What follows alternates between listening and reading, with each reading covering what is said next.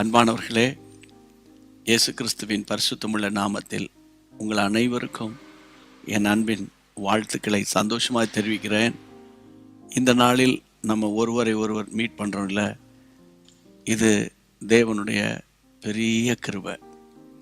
கர்த்தர் மாறாதவர். நீங்கள் அவரை சார்ந்திருக்கிறீங்க, நீங்கள் அவரையே நம்பி இருக்கிறீங்க. அதனால் கர்த்தருடைய கிருபை உங்களை சூழ்ந்து இருக்கும். சரியா? சில நேரங்களில் அவர் இருக்கிறாரா இல்லையா, என்னப்பா ஒன்றும் புரியலையே, ஒரு மாதிரி இருக்குதே, துவண்டு பண்ணிக்கிறீங்களா? சில நேரங்களில் அவர் ஜெபம் கேட்கப்படாதது போல், நம்ம ஜெபம் பரலோகத்துக்கு போகாதது போல், அவர் எங்கடா இருக்கிறாருன்றது மாதிரியெல்லாம் நீங்கள் ஃபீல் பண்ணுவீங்க. அப்போ என்னன்னா, தேவன் உங்களுக்கு ஒரு காரியத்தை செய்கிறார் என்ற அர்த்தம்.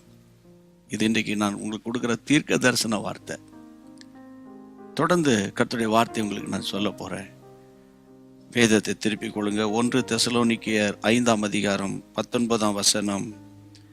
ஆவியை அவித்து போடாதிருங்கள், ஆவியை அவித்து போடாதிருங்கள். உங்களுக்கு கர்த்தர் அபிஷேகத்தை கொடுத்த உடனே, என்னை நிரப்பின உடனே, உங்களை நிரப்பின உடனே, நம்ம தான் ஆவிக்குள்ளாக நிரம்பி நிரம்பி நிரம்பி ஜெபம் பண்ணணும். உங்கள் வீட்டில் பக்கெட் இருக்குது அல்லது பாத்திரம் இருக்குது, வாட்டர் டேங்க்கில் மேலே ஃபுல்லாக டேங்க்கில் தண்ணி இருக்குது. இப்போ உங்கள் பாத்ரூமில் அல்லது உங்களுடைய கிச்சனில் தண்ணி வரணுன்னா முதல்ல பாத்திரத்தை வைக்கணும், அப்புறம் டேப்பை திறக்கணும். அப்போ தான் தண்ணீர் ஊற்றப்படும். அப்போ டேப்பை உங்கள் டேப்பை நீங்கள் தான் திறக்கணும், உங்கள் பாத்திரத்தை நீங்கள் தான் கொண்டு வைக்கணும், இல்லையா? அதே போல தான் ஆவியானவர் உங்களுக்குள்ளே இருக்கிறாரு.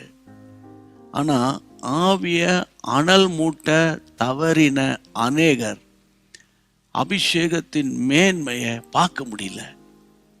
அனல் மூட்டணும்.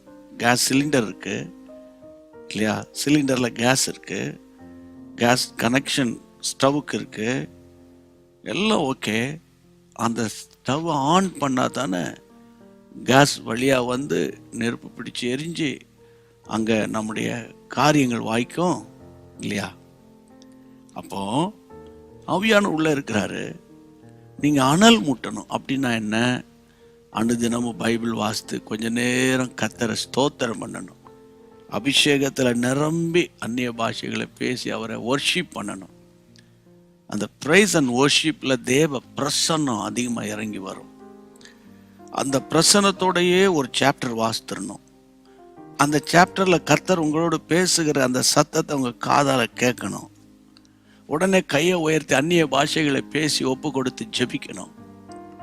இப்போ இவ்வளவு நடக்கும்போது என்ன ஆகும் நினைக்கிறீங்க? உங்களுக்குள்ளே இருக்கிற ஆவி ரொம்ப ஸ்ட்ராங் ஆயிரும். ஆவியானவர் எப்பவுமே ஸ்ட்ராங் தானே. நான் ஜெபம் பண்ணி தான் ஸ்ட்ராங் இல்லை இல்லை இல்லை.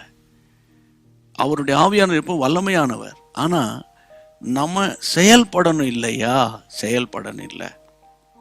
அப்போது அப்படி செயல்படாமல், ஜெபம் பண்ணாமல், பைபிள் வாசிக்காமல், ஆண்டவருக்கு நேரம் கொடுக்காம, நம்ம குடும்ப கவலை, பிரச்சனை, போராட்டம் இதில் சிக்கி அப்படி மூழ்கி போயிட்டா நம்முடைய ஆவி ஒரு அவித்து போட்டது மாதிரி எரிகிற அந்த நெருப்பில் சரியா எண்ணெயை ஊற்றுனா இன்னும் மழை எரியும்.